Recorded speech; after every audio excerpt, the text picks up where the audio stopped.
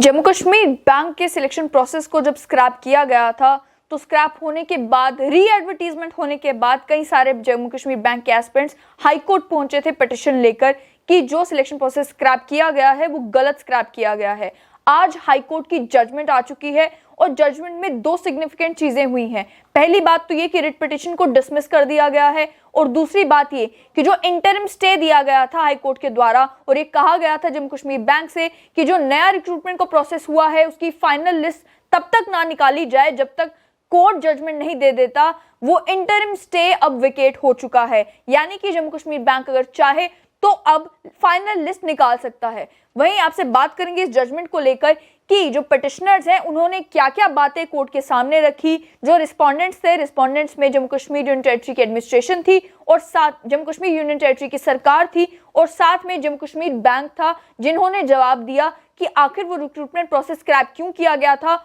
और जो recruitment process scrap किया गया था क्या वो सही था या वो गलत था। तो मैं आपको बता दूं, पहली बात, जो पिटिशनर्स थे जिन्हें एडवोकेट जहांगीर इकबाल गनई रिप्रेजेंट कर रहे थे, उन्होंने सबसे पहले ये बात रखी कि जम्मू कश्मीर बैंक ने जब रिक्रूटमेंट स्क्रैप की, सिलेक्शन प्रोसेस को कैंसिल किया प्रोबेशनरी ऑफिसर्स और बैंकिंग एसोसिएट्स के लिए, तो कोई भी रीजन नहीं बताया कि इस प्रोसेस को स्क्रैप क्यों किया गया है। ये कहा गया कि ये आर्बिट्रेरी मैनर में सिलेक्शन प्रोसेस को कैंसिल करना इलीगल है और साथ ही में हालांकि पार्टिसिपेंट्स ये जानते हैं कि सिलेक्शन प्रोसेस में पार्टिसिपेट करना उन्हें ये हक नहीं दिलाता कि वो अपॉइंट हों, उसके बावजूद there is a limited right of fair consideration जो एक कैंडिडेट के पास होता है जब भी वो किसी सिलेक्शन प्रोसेस में पार्टिसिपेट करता है कि उस प्रोसेस को बिना किसी रीजन के या आर्बिट्रेरली स्क्रैप ऑफ ना किया जाए। साथ ही में उन्होंने ये भी मेंशन किया कि बैंक को जम्मू कश्मीर की सरकार के डिसीजन से बैंक ने जम्मू कश्मीर सरकार के डिसीजन से इन्फ्लुएंस होकर ये डिसीजन लिया है, ये बैंक का अपना डिसीजन है ऐसा नहीं लग रहा। रिस्पोंडेंट्स ने अपने जवाब में पूरा बताया कि उन्होंने इस प्रोसेस को क्यों स्क्रैप किया है। साथ ही में दोनों पार्टीज ने अलग अलग जजमेंट्स को रेफर किया ये बताने के लिए कि उनका जो पक्ष है वो सही क्यों है। पहले बात करेंगे जो पिटिशनर्स हैं उनकी, यानी कि जो जम्मू कश्मीर बैंक के एस्पिरेंट्स थे जो कोर्ट पहुंचे थे, उनका क्या कहना था। उन्होंने ये अग्री किया कि सेटल्ड पोजीशन है लॉ की, अगर कोई भी व्यक्ति किसी भी रिक्रूटमेंट प्रोसेस में पार्टिसिपेट करता है उसे राइट नहीं मिल जाता कि वो एडवर्टाइज पोस्ट के अगेंस्ट अपॉइंट हो। अगर उसका नाम फाइनल सिलेक्शन लिस्ट में आता भी है उसके बावजूद भी कोई राइट टू अपॉइंटमेंट जो है वो उस पिटिशनर के पास नहीं होती, उस एस्पिरेंट के पास नहीं होती। ये भी उन्होंने माना कि कोई स्टैट्यूटरी राइट जो है पिटिशनर्स के पास नहीं है। किसी भी एडवर्टीजमेंट के विड्रॉल होने के बाद अगर उस एडवर्टीजमेंट को रिक्रूटमेंट प्रोसेस के कंप्लीट होने से पहले विड्रॉ कर लिया जाता है तो। उसके अलावा रिस्पोंडेंट जो थे, यानी कि जो जम्मू कश्मीर की सरकार थी, उन्होंने कहा कि कोई भी फंडामेंटल लीगल या स्टैट्यूटरी राइट जो है पिटिशनर्स का वो वायलेट नहीं किया गया है। उन्होंने कारण ये बताए कि जो सिलेक्शन क्राइटेरिया था, एक uniform assessment score 40% across all districts कर दिया गया था प्रोबेशनरी ऑफिसर की लिस्ट के लिए, लेकिन उसे मिड कोर्स अमेंड किया गया। उसके अलावा ये कहा कि ये जो है जम्मू कश्मीर बैंक के रिक्रूटमेंट पॉलिसी के साथ कंसिस्टेंट नहीं था जो पोस्ट थी। उसके अलावा ये कहा गया कि जब जम्मू एंड कश्मीर की बैंक की रिक्रूटमेंट चल ही रही थी उसी समय जम्मू कश्मीर की स्टेट को यूनियन टेरिटरी में तब्दील किया गया, जिसकी वजह से जो परमानेंट रेजिडेंसी कॉन्सेप्ट था वो जम्मू कश्मीर में खत्म हो गया। लेकिन ये जो रिक्रूटमेंट चल रही थी इसमें वो कॉन्सेप्ट अभी भी था। इस वजह से ये कहा गया कि अगर इस प्रोसेस को कंटिन्यू किया जाता तो ये जो लीगल फ्रेमवर्क है उसके साथ कंसिस्टेंट नहीं होता। साथ ही में ये भी कहा कि जो डिस्ट्रिक्ट वाइज रिक्रूटमेंट कर दी थी पोस्ट की वो भी बैंक की पॉलिसी के खिलाफ था और साथ ही में this was bad in law. ये भी बताया गया कि बैंक की जो अर्लियर पॉलिसी थी उसमें डिस्ट्रिक्ट वाइज रिक्रूटमेंट को कॉन्सेप्ट नहीं था, लेकिन 27 दिसंबर 2018 को इस प्रोविजन को ऐड किया गया और ये फैसला जो है जो चेयरमैन और सीईओ थे बैंक के उन्होंने लिया और उन्होंने ये डिस्ट्रिक्ट वाइज रिक्रूटमेंट का प्रोसेस जो है ये बैंक की पॉलिसी में इनकॉर्पोरेट कर दिया। साथ ही में उन्होंने ये भी कहा कि रिजर्वेशन की जो क्राइटेरिया है आरबीएस के लिए और ओएससीज के लिए उसे रिक्रूटमेंट प्रोसेस में इंक्लूड नहीं किया गया था और ये वायलेटिव है रिजर्वेशन रूल्स के। तभी एडमिनिस्ट्रेटिव काउंसिल ने ये पूरा सिचुएशन जो है उसे एग्जामिन करने के बाद ये डिसीजन लिया, लीगल एडवाइस लेने के बाद ये डिसीजन लिया कि जो ऑनगोइंग प्रोसेस है रिक्रूटमेंट का, अगर रिक्रूटमेंट हो जाने के बाद कोई भी व्यक्ति कानून का दरवाजा खटखटाता तो स्क्रूटनी ऑफ लॉ से ये पास नहीं होता। और उस समय मैं आपको बता दूं कि जिस समय ये डिस्ट्रिक्ट वाइज क्राइटेरिया किया गया था उस समय काफी प्रोटेस्ट भी हुए थे और ये कहा भी गया था कि ये डिस्ट्रिक्ट वाइज क्राइटेरिया करना गलत है, हंगामा भी हुआ था, प्रदर्शन भी हुए थे। और इसी को ध्यान में रखते हुए कि उस समय कोई भी व्यक्ति अगर कोर्ट पहुंचता, कोर्ट का दरवाजा खटखटाता और ये कहता कि ये जो डिस्ट्रिक्ट वाइज रिक्रूटमेंट की जा रही है या रिजर्वेशन क्राइटेरिया को फॉलो नहीं किया जा रहा, तो जम्मू कश्मीर की सरकार का ये कहना है कि स्क्रूटनी ऑफ लॉ ये रिक्रूटमेंट प्रोसेस फॉलो नहीं कर रहा था, स्क्रूटनी ऑफ लॉ में ये पास नहीं हो पाता। उसके अलावा ये भी कहा कि जो पिटिशनर्स हैं उनके पास कोई लीगल राइट नहीं है कि वो अपॉइंट हो इन पोस्ट के against. It was propose by the government की नई जो फ्रेश प्रोसेस है जम्मू कश्मीर बैंक के रिक्रूटमेंट का उसे इनिशिएट किया जाए और उसके बाद आप जानते भी हैं कि रिक्रूटमेंट का प्रोसेस दोबारा से शुरू किया भी गया था। साथ इसके जवाब में जो पिटिशनर्स हैं उनका ये कहना है कि जो बैंक है उन्होंने अपनी पॉलिसी के बेसिस पर खुद डिसीजन नहीं लिया है, उन्होंने फाइनेंस डिपार्टमेंट की एक चिट्ठी उन्हें आई तो उसी को फॉलो किया है, जबकि उन्हें करना ये चाहिए था कि एज एन इंडिपेंडेंट बॉडी एक डिसीजन लेना चाहिए था। उन्होंने साथ ही में ये भी कहा कि प्रोबेशनरी ऑफिसर को के लिए तो आपको पहले प्रीलिम्स और उसके बाद मेंस और उसके बाद इंटरव्यू जो है उस प्रोसेस के थ्रू गुजरना था, लेकिन बैंकिंग एसोसिएट्स के लिए सिर्फ रिटन एग्जाम क्वालिफाई करना ज़रूरी था। तो बैंकिंग एसोसिएट्स के लिए समझ में नहीं आता कि क्या प्रॉब्लम थी जिसकी वजह से रिजल्ट्स नहीं निकाले गए। साथ ही में उन्होंने ये भी सबमिट किया कि पिटिशनर्स को पता है कि उनके पास कोई राइट नहीं है to seek appointment even when they have made it to the merit list, लेकिन सिलेक्शन अथॉरिटी और रिक्रूटमेंट एजेंसी के पास भी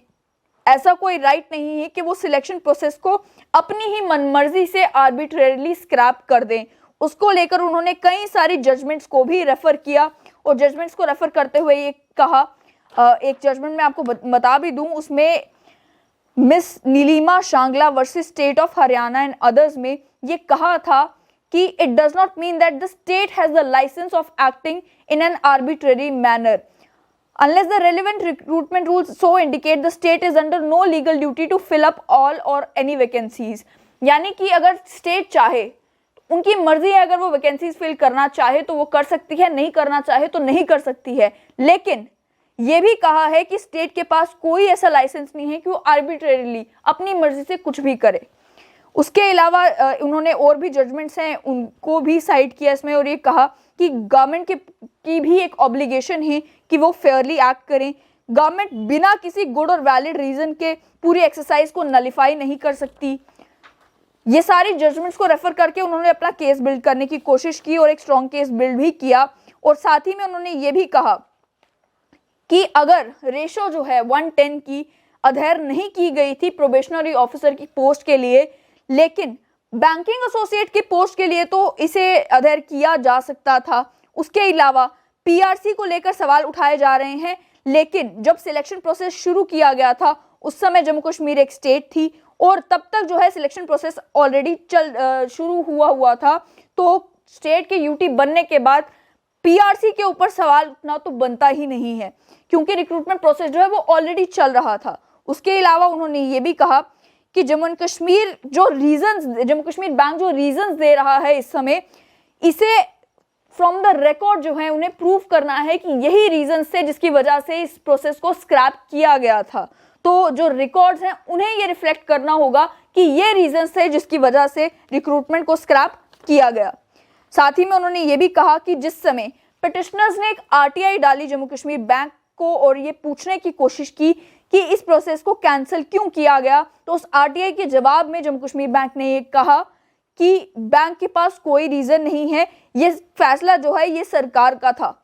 और ये जो है आरटीआई के जवाब में कहा गया, ये पिटिशनर्स ने जो है कोर्ट के सामने प्रेजेंट किया है। उसके अलावा उन्होंने ये भी कहा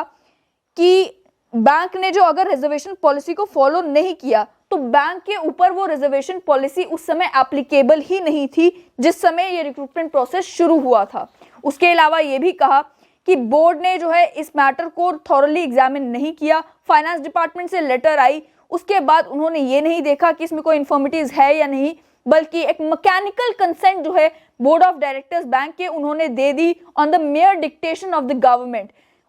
पिटिशनर्स ने कहा कि ये इलीगल है एंड देयरफॉर इम्परमिसिबल। इसके रिलेटेड भी उन्होंने एक जजमेंट जो है उसे साइट की और जिसमें कहा गया था कि if the minister's intervention is in fact the effective cause and if the power to act belongs to body which ought to act independently, the action taken is invalid on the ground of external dictation as well as on the obvious grounds of bad faith or abuse of power। तो इस judgement को उन्होंने site किया और ये mention किया कि bank को खुद डिसीजन लेना चाहिए था, लेकिन बैंक ने सरकार की डायरेक्शंस को एग्जैक्टली फॉलो किया है। ये भी उन्होंने कहा कि जब जम्मू कश्मीर बैंक ने दोबारा से रिक्रूटमेंट का प्रोसेस शुरू किया, ये पिटिशनर्स कोर्ट में सबमिट कर रहे हैं कि उसके बाद प्रोबेशनरी ऑफिसर्स की और बैंकिंग एसोसिएट्स की पोस्ट को बढ़ाया गया। 50 नई पोस्ट प्रोबेशनरी ऑफिसर्स की रखी गई और 300 नई पोस्ट जो है वो बैंकिंग एसोसिएट्स की रखी गई। इस पर सीनियर काउंसिल जो पिटिशनर्स को रिप्रेजेंट कर रहे थे, उनका एक कहना है कि अगर रिजर्वेशन रूल्स अब एप्लीकेबल हो गए थे जम्मू कश्मीर बैंक पर और डोमिसाइल के रूल जम्मू कश्मीर बैंक पर अप्लाई हो गए थे, तो उन्हें इंक्रीज पोस्ट के ऊपर अप्लाई किया जा सकता था। एग्जिस्टिंग रिक्रूटमेंट प्रोसेस को स्क्रैप करने की जरूरत नहीं थी,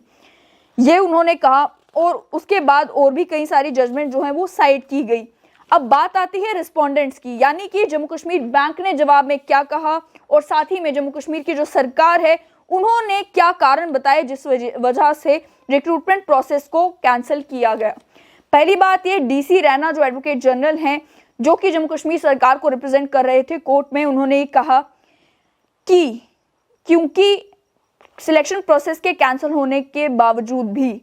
कोई भी लीगल, स्टैट्यूटरी या वेस्टेड राइट जो है पिटिशनर्स की वो वायलेट नहीं होती, क्योंकि सिलेक्शन प्रोसेस अभी कल्मिनेट नहीं हुआ था जब इसकी कैंसिलेशन हुई। कल्मिनेट होने से मतलब है अभी कोई अपॉइंट नहीं हुआ था, अभी किसी को ऑफर लेटर नहीं गई थी, अभी फाइनल लिस्ट नहीं निकली हुई थी। इसलिए उन्होंने कहा कि इस रिट पिटिशन को डिसमिस कर देना जो है वो चाहिए। उसके अलावा ये कहा गया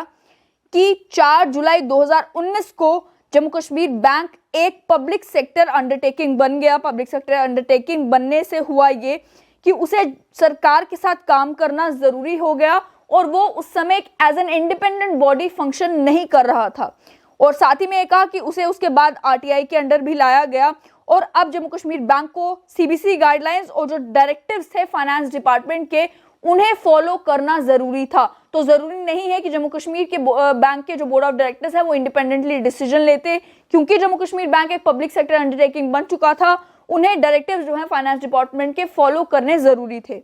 उसके अलावा उन्होंने ये भी कहा कि इनहेरेंट इनकंसिस्टेंसी थी सिलेक्शन प्रोसेस में, रिक्रूटमेंट डिस्ट्रिक्ट वाइज करना एक बैड और इनकम्प्रेहेंसिबल डिसीजन था। और उसके अलावा कई सारे सवाल उठाए गए थे जम्मू कश्मीर बैंक के इस वर्किंग के ऊपर जो सिलेक्शन प्रोसेस के दौरान ली गई। एडवोकेट जनरल ने यह भी कहा कि जितनी भी जजमेंट्स पिटिशनर्स के काउंसिल ने पॉइंट आउट की हैं उन्हें आउट ऑफ कॉन्टेक्स्ट लिया गया है। उन्होंने कहा कि ना ही कोई लीगल, स्टैट्यूटरी, फंडामेंटल या कॉन्स्टिट्यूशन राइट जो है वो पिटिशनर्स की वायलेट होती है, जिसकी वजह से ये रिट पिटिशन मेंटेनेबल नहीं है। उन्होंने ये भी कहा कि सिलेक्शन प्रोसेस को विड्रॉ करने के बाद नया सिलेक्शन प्रोसेस स्टार्ट किया गया था जो कि कंसिस्टेंट हो रूल्स के साथ भी, रेगुलेशंस के साथ भी, और साथ ही में एक ट्रांसपेरेंट मेथड से सिलेक्शन की जाए। और ये भी उन्होंने बताया जम्मू कश्मीर बैंक की तरफ से कि जो डिस्ट्रिक्ट वाइज कोटा कर दिया गया था, यानी कि जो मेरिट डिस्ट्रिक्ट वाइज कर दिया गया था वो गलत था, क्योंकि आप सोचें कि एक डिस्ट्रिक्ट में मेरिट कम गया है, दूसरी डिस्ट्रिक्ट में मेरिट हाई गया है। एक डिस्ट्रिक्ट में जो बच्चा 30% मार्क्स लेकर भी क्वालिफाई कर रहा है, दूसरी डिस्ट्रिक्ट में बच्चा 50% मार्क्स लेकर भी क्वालिफाई नहीं कर रहा। तो उन्होंने कहा इसकी वजह से एक ग्रेटर इनजस्टिस हुआ उन सभी बच्चों के साथ जो अपनी डिस्ट्रिक्ट में अलग मेरिट होने की वजह से और दूसरी डिस्ट्रिक्ट में अलग मेरिट होने की वजह से क्वालिफाई नहीं कर पाते। उसके अलावा ये भी कहा गया कि जो रिस्पोंडेंट्स हैं उनके पास और कोई तरीका नहीं था बल्कि इस प्रोसेस को अबैंडन करने का। जहां तक डिस्ट्रिक्ट वाइज कोटा की बात थी, उसे मॉडिफाई भी किया जा सकता था, लिस्ट को दोबारा भी निकाला जा सकता, लेकिन जहां तक बात थी रिजर्वेशन रूल्स की क्योंकि उन्हें फॉलो नहीं किया गया था, इस वजह से ये प्रोसेस जो है वो शुरू से ही गड़बड़ था। इसीलिए इस प्रोसेस को स्क्रैप करना जो है वो ज़रूरी बन गया था, क्योंकि जुडिशियल स्क्रूटिनी ये प्रोसेस स्टैंड नहीं कर पाता। इसी के चलते उन्होंने कहा कि अब नई एडवर्टीजमेंट निकाली गई है और उस नई एडवर्टीजमेंट में जो है जो एग्जिस्टिंग एस्पिरेंट्स थे उन्हें एक्सक्लूड नहीं किया गया है। इसीलिए उनके पास कोई राइट नहीं है कि वो उनके पास राइट टू अपॉइंटमेंट नहीं है और इसकी वजह से ये जो रिट पिटिशन है ये स्टैंड नहीं करती। उसके बाद जो रिस्पोंडेंट्स थे उन्होंने भी कई सारी जजमेंट्स जो हैं वो साइड की अपना केस बिल्ड करने के लिए। अब आखिर में ये कि जो जजमेंट है उसमें कोर्ट ने क्या डिसाइड किया। कोर्ट ने दोनों पक्षों को सुना और उसके बाद कहा कि 3 ही सवाल हैं जिनके बारे में सोचने की ज़रूरत है। पहला ये, क्या पिटिशनर्स के पास कोई भी राइट है to get selected or of appointment against the post advertised and subsequently withdrawn। उसके अलावा ये कि क्या रिस्पोंडेंट्स के पास अथॉरिटी थी सिलेक्शन प्रोसेस को उस स्टेज पर आकर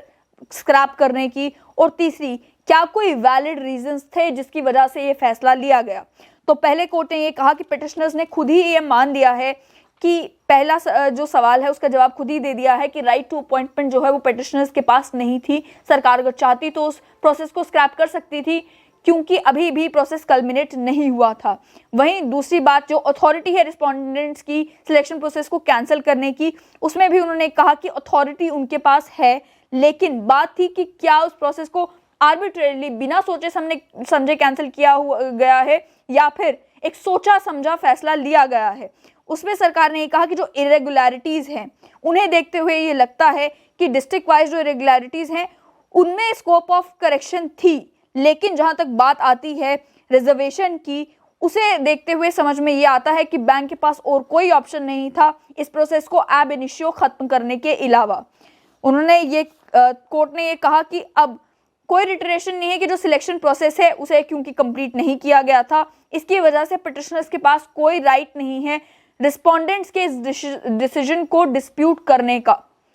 और आखिर में कह दिया कि it is a beaten law of the land that a job aspirant does not have any right to seek appointment even if his name figures in the select list. In the present case, however, the selection process had not even culminated. Therefore, the challenge led to the impugned action of the respondents is impermissible. यानी कि साफ तौर पर ये कह दिया गया कि जो पिटिशनर्स हैं उनके पास कोई अधिकार नहीं है कि उनकी सिलेक्शन होती। अगर फाइनल लिस्ट आ जाती उसके बाद भी अपॉइंट होने का कोई अधिकार उनके पास नहीं था, तो यहाँ पर तो फाइनल लिस्ट अभी निकली भी नहीं थी। ये कहते हुए जो है इस पिटिशन को और साथ ही में अन्य जो सिविल मिसलेनियस पिटिशंस हैं